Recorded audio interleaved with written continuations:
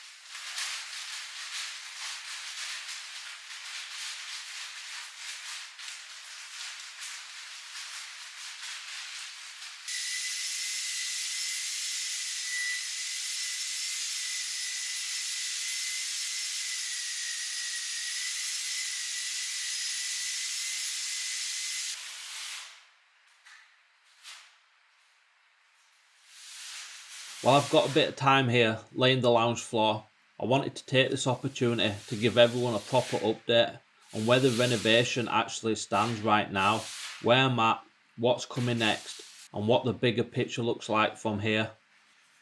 It feels like I've reached a real turning point in this renovation. Not because the hardest work is behind me, and trust me, there's plenty ahead, but because for the first time I can actually see what this place is going to become. The electrics are fully working, the air conditioning is in, and every wall has been plastered. Now it's time for the floors. I'm pushing to get the tiling finished because over the next couple of weeks the new windows and doors are being fitted, and once they're in, the villa will start feeling like a home rather than a building site. The kitchen has been ordered and the company I bought it from will be installing it themselves, which takes a big job off my plate. Once the floors are done, I'll move straight into the bathroom, which I'll be doing entirely myself from start to finish. And after that, the focus shifts outside. The rear garden terrace has been concreted and the base for the underground rainwater collection tank is finished. I'll be building the outbuilding and the tank system myself, and once both are complete, I can finally install the boiler, the pressure tanks, and connect this place to its own water supply for the very first time. It's going to be a milestone I've been working towards since day one, because once the water is connected, I can actually stay here, and that changes everything about how this project moves forward. Once I'm living here permanently, the renovation shifts into a completely different gear. A staircase up to the roof, a full roof terrace, and the interior finishing touches I've been planning since I first walked through those gates. That part of the project is the one I'm most looking forward to, because I have some big ideas for inside of this place. That comes to the garden. It's a project in its own right, and honestly, one of the most exciting parts of the whole vision. The outside space matters just as much to me as the inside, and I have plans for it that I can't wait to start bringing to life. For the first time since I bought this abandoned villa in Sicily, it doesn't feel like I'm just rebuilding a ruin anymore. It feels like I'm finally building the home I imagined from the very beginning. Anyway, that's where things stand right now. There's still a lot to do, but I generally feel like everything is moving in the right direction. If you've got any questions about any of that, or there's anything you want me to cover in more detail, drop it in the comments below. I read every single one and I'll do my best to answer. Right, back to tiling.